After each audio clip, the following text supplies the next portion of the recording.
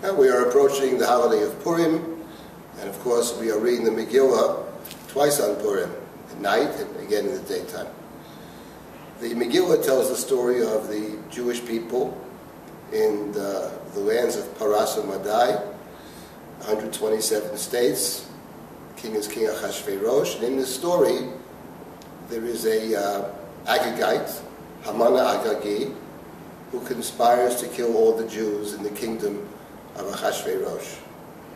He's upset that Mordechai the Jew, who's in the gate of the king, does not bow down to him, and when he realizes this, he wants to take his anger out not just on Mordechai alone, but on the entire Jewish people, men, women, and children. So he goes to the king, and he says to the king, Yeshno Am Echad, there's a people out there scattered and dispersed, mefuzar u'meforad, b'chol in all of your kingdom, b'chol medidot malchutecha, v'dateihem shonot mikol am. Their laws are different. And furthermore, they don't keep your laws. V'datei melech einam osim, v'ramelech ein shaver hanicham. It's not worthwhile to keep them alive, he says. And then, of course, the king agrees, gives Haman his ring, his seal, and the decree is issued. All the Jews are to be killed on the 13th day of the 12th month, the month of Adar. Of course, as we know the story, it's all reversed, and there is a great battle on that day, but the Jews are victorious. The king ultimately supports the Jewish cause.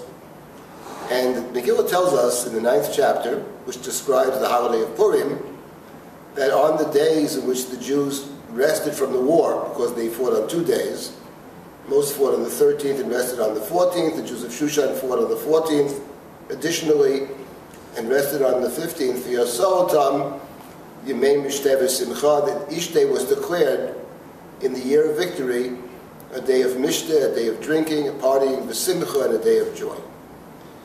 Then later in that chapter, Mordechai sent around letters to all the Jews, instructing them to keep 2 days of Purim in general, moving forward for all time, and also to observe on Purim not just a festival of joy and partying and gifts to friends, but also Mordechai says, Matanot le'evyonim, gifts to the poor.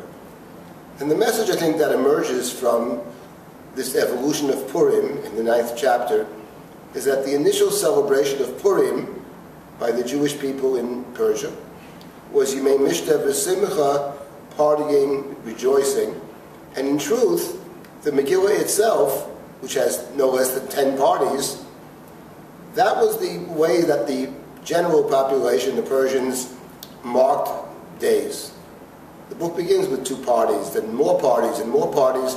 The initial Jewish response, sounds like an assimilated Jewish people, was to mark the holiday, the day of victory, as the Mishteh V'Simcha. So Mordechai sends around a message to all the Jews. And he says, not just Mishteh V'Simcha, not just gifts to friends, but even gifts to everybody. Matanot le'evyonim, even the marginalized one, even the outsider, all who are under the threat of persecution, all and each one of us has to be part of this celebration.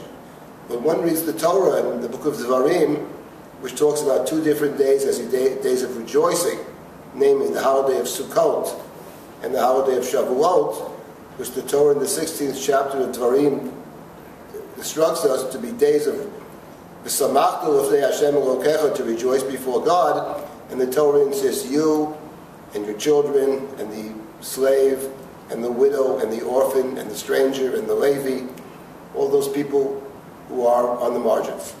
Everybody has to be included. Ironically, what Haman said was so true.